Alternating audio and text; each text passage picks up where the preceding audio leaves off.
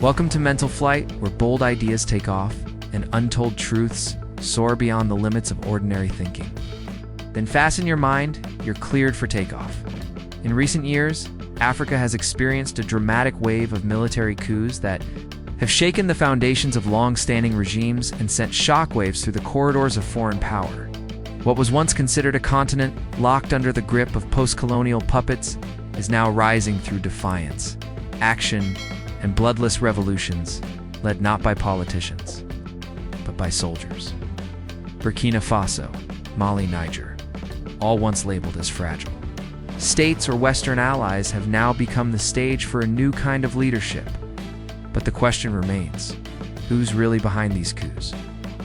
Who is the unseen force, the mastermind, that has orchestrated this coordinated upheaval across several nations?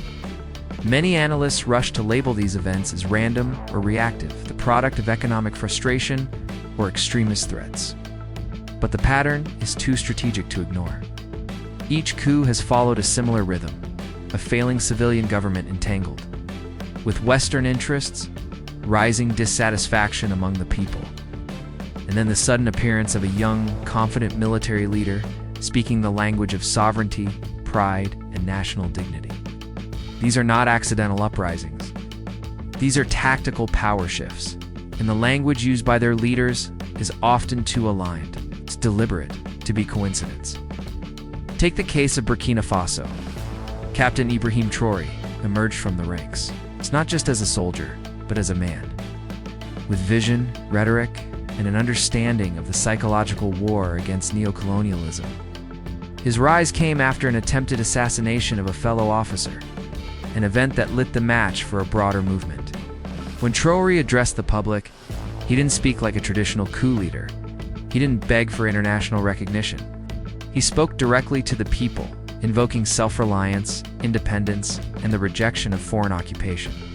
His body language, his tone, his timing, all showed signs of careful strategy, not rash rebellion. And similar patterns can be traced to Mali's Assimi Goïta and Niger's General Abdourahmane Chiani, all relatively young, all from military backgrounds, all speaking the same anti-imperialist code. Behind these rising figures, there is no single individual pulling the strings in the traditional sense. The mastermind isn't necessarily a person, it's a mindset, a shared consciousness that has taken root across Africa's younger generation of military leaders. It's the awakening of a generation educated enough to understand the geopolitics of extraction and deception, but bold enough to break away from the old guard. These men are not waiting for permission. They're seizing the moment, backed by silent factions within their societies who are equally tired of begging the world to fix problems the world helped create. But to assume these men act alone would be naive. There are networks, ideological circles, and underground thinkers behind the scenes helping shape this movement. Think tanks with Pan-African philosophies, ex-military strategists who now act as advisors, spiritual and cultural leaders who lend moral legitimacy to the cause. The West spent decades grooming civilian elites to speak their language and play their games. Now, a new class is rising, fluent in sovereignty, unshaken by diplomatic pressure, and less interested in financial aid than in historical justice. The reactions from global powers revealed just how unprepared they were for this shift. France, once the unchallenged master of West Africa's political landscape, is now watching its military bases being dismantled. The United States and the EU, scrambling to protect their mining contracts and intelligence outposts, suddenly find themselves negotiating with governments that refuse to be bullied. Sanctions are failing, threats are ignored, and the people, the masses, are rallying behind these soldiers with flags, songs, and hope. That level of loyalty cannot be manufactured. It is earned. And it signals that these movements are not simply military takeovers. They are revolutions of thought. Even the media cannot control the narrative anymore. For every official statement condemning these coups, there are dozens of videos, podcasts, and citizen reports showing celebrations. In the streets, showing locals tearing down symbols of foreign control and replacing them with slogans of African pride. The story is no longer being told by former colonial powers. It is being written by the people on the ground, and it is spreading fast. So who is the mastermind? It is not a general in a war room. It is not a politician in exile. It is the return of African agency. It is the reawakening of a collective will that has refused to die. It is the result of decades of quiet resistance, finally erupting into organized action. And while individual leaders like Traoré may carry the torch, the fire was lit by generations who dreamed of this moment. Africa is not falling apart, it is reorganizing. The forces behind that reorganization are far more intelligent and coordinated, and determined than the world expected. Across Africa, a striking pattern is emerging, one that defies the traditional understanding of military coups as isolated grabs for power. A new generation of military leaders is rising, not driven by personal ambition alone, but fueled by a deep, shared anti-imperialist mindset. This wave of leadership is not simply about replacing one regime with another. It is a conscious and collective rejection of the political, economic, and military dominance long exercised by foreign powers, particularly former colonial rulers and Western allies. These leaders are not merely seizing control of governments, they are reclaiming control of narrative, sources, identity, and destiny. Unlike previous coup leaders of the 20th century, who often ruled with an iron fist while still playing diplomatic games with Western capitals, today's young military figures are unapologetic about their ideology. They do not seek validation from international bodies or try to appease foreign investors. Their rhetoric is consistent and sharp. Africa must belong to Africans. Sovereignty is non-negotiable. Traitors and puppet politicians will not be tolerated. It is this ideological coherence that binds this new wave of leadership and makes it fundamentally different from what the continent has witnessed before, Captain. Ibrahim Traoré of Burkina Faso is a vivid example of this shift. At just 34 years old, Traoré led a successful military takeover and immediately began purging foreign influence from government and military structures. His speeches do not mirror the polished, diplomatic language of Western-educated elites. Instead, he speaks in the direct, emotional, and revolutionary tone of someone who has seen his nation exploited and is determined to break the chain. Traoré has made it clear that the survival of Burkina Faso depends on cutting the strings of external control, military, economic, and ideological. He has rejected military partnerships that benefit foreign troops more than local security, and he has embraced local traditions, languages, tall, and narratives as the foundation for national rebirth. The same spirit is reflected in Mali, where Colonel Assimi Goïta took control after years of instability and weak governance.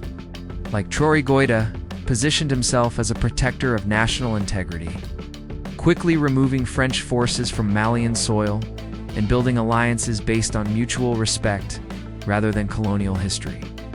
In Niger, General Abdourahmane Chiani followed a similar path, leading a coup that targeted a pro-Western government accused of allowing foreign exploitation. All three leaders came from military backgrounds, all emerged during times of national crisis, and all immediately pivoted their nations toward a more independent and defiant posture. This rising generation is also digitally aware and media conscious. They understand the importance of symbolism and visual narrative. When Traoré stands in public and fatigues among his people, when Goïta speaks in native dialects instead of French, when Chiani refuses to shake hands with representatives of foreign governments, these moments are not accidental. They're calculated signals to domestic and international audiences that the era of submissive leadership is over. These leaders are reshaping what it means to govern in Africa not as middlemen for external interests, but as guardians of the people's will and protectors of national pride. What makes this wave even more significant is the fact that it is not confined to a single region. West Africa has been the focal point, but the sentiment is spreading. In countries where coups have not occurred, the mood among military ranks and youth populations, their anti-imperialist stance is not limited to speeches, it manifests in policy. They are cutting off mining contracts that rob countries of their resources. They are nationalizing infrastructure projects that were once owned by foreign firms. They are investing in local agriculture, energy, and industry to reduce dependence on Western imports. They are rejecting loans with strings attached and seeking partnerships within Africa and among nations that treat them as equals. This is not nationalism for its own sake. It is a calculated, ideological repositioning of African states in the global order. What further defines this generation is their awareness of historical betrayal. They understand that previous leaders were often overthrown or co-opted when they threatened the status quo, so they operate differently, less visible in Western media, more rooted in local movements, and often surrounded by loyal grassroots networks rather than foreign advisors. Their strength lies in the people, and they know it. They do not wait for international endorsement because they are more interested in domestic legitimacy. This inversion of priorities marks a radical departure from the politics of previous decades. The rise of these leaders is also forcing a re-evaluation within African civil societies. Youth movements, community organizers, Pan-African thinkers are beginning to align more closely with military leadership than with civilian politicians, many of whom are viewed as sellouts. There is a growing recognition that military leadership, in its current form, may be better suited to confront external threats and internal decay. This blurs the traditional lines between civil and military governance and opens up new questions about the future of democracy on the continent. Questions that are being answered not in academic journals, but in the streets, on the battlefield, and in the hearts of the people. The military coups unfolding across parts of West Africa are not disconnected bursts of rebellion or power-hungry takeovers by rogue officers. Instead, they represent a coordinated, continent-wide rejection of foreign control that has shaped the region for decades.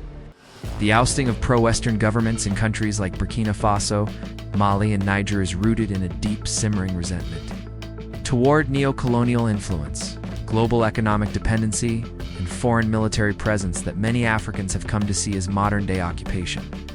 These are not coups in the traditional sense. They are strategic disruptions aimed at dismantling a system built to keep African nations politically submissive, economically vulnerable, and militarily dependent. Across these nations, people are no longer willing to accept that their governments function as extensions of former colonial powers. Western-trained elites who once ruled with the illusion of sovereignty are now viewed as puppets leaders who answer to Paris, Washington, or Brussels before they answer to their own people.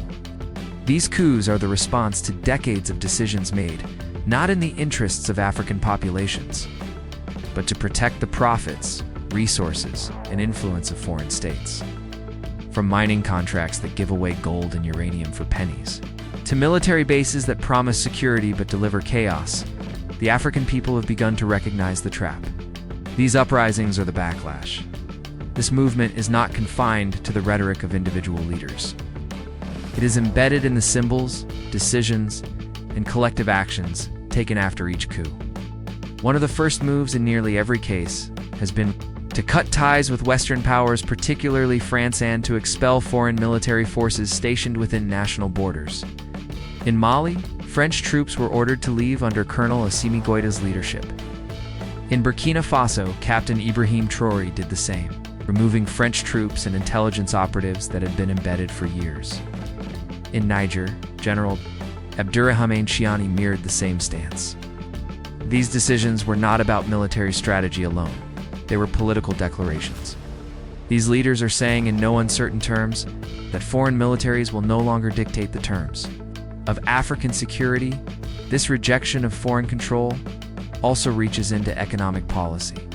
Under the rule of these new military governments, there has been a sharp push to reevaluate or cancel exploitative mining deals and trade agreements signed under previous administrations. Natural resources that were once siphoned off by multinational corporations are now being reframed as national assets. In Burkina Faso and Mali, governments have begun the process of reclaiming mining operations, renegotiating contracts, and demanding that profits remain within the country. This has disrupted the expectations of global investors and power centers that long viewed Africa's resources as up for grabs. What is being asserted now is a clear message. Africa's wealth belongs to Africans. Even monetary systems are being questioned. These coups have reignited debates over the CFA franc, a colonial-era currency still controlled by the French treasury. For years, critics have argued that this currency system undermines economic sovereignty and subjects African economies to the whims of Paris in the wake of these military takeovers. The conversation has shifted from theory to action.